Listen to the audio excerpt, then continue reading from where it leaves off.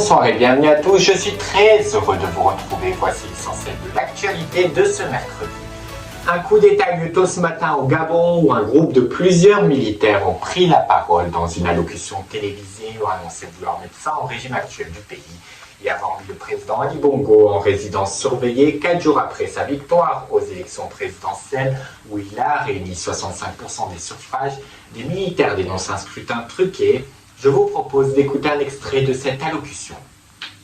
Au nom du peuple gabonais et garant de la protection des institutions, avons décidé de défendre la paix en mettant fin au régime en place. À cet effet, les élections générales du 26 août 2023 ainsi que les résultats tronqués sont annulés. Les frontières sont fermées jusqu'à nouvel ordre. Toutes les institutions de la République sont dissoutes. Et juste après ce coup d'État qui survient, je le rappelle, un mois après celui au Niger, la première ministre Elisabeth Borne a annoncé qu'elle suivait la situation du Gabon de très près.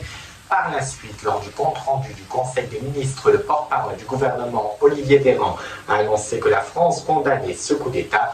Je vous propose de l'écouter. La France condamne le coup d'État militaire qui est en cours au Gabon.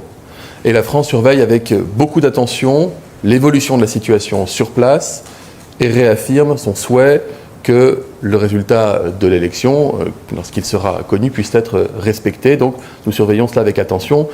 Et voilà ce que nous pouvions dire ce soir de la situation au Gabon. Nous y reviendrons bien entendu dans nos prochaines éditions. Dans l'actualité également de l'attaque foncière qui fait comme chaque année son grand retour pour les propriétaires avec à la clé une augmentation de 7,5% prévue par l'État.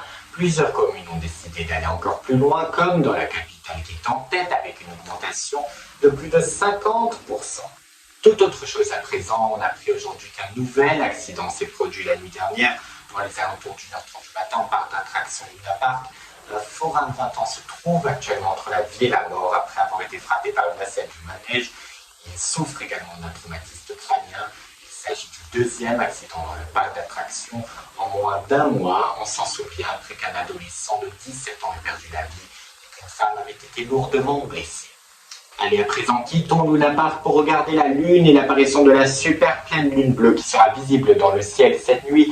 Il s'agit d'un événement rare qui se produit seulement lorsque une année comporte 13 pleines lunes au lieu de 12 généralement. Alors ne manquez pas cet événement car la prochaine aura lieu en 2037.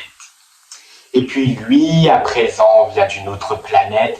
Il s'agit du vainqueur de la nouvelle saison de The Voice Kids hier soir sur TF1. Durel, qui est le grand gagnant de cette 9e saison du programme, il succède donc à Reno, grand vainqueur de la saison dernière. Et allez, pour le plaisir, je vous propose que nous nous quittons en musique avec sa prestation Yeah Baby, chanson de Kenji Girac, écrite par Slimane, son coach lors de cette saison. Qui a dit une excellente soirée et à demain. Ne pousse que près de chez eux. Là, ils diront que c'est mieux qu'on se quitte là, mon amour.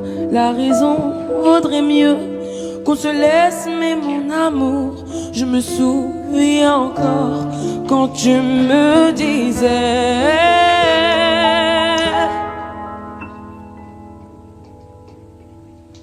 Ya Habibi, Ya Habibi. On se disait pour la vie, j'ai juré, t'as promis, Ya Habibi.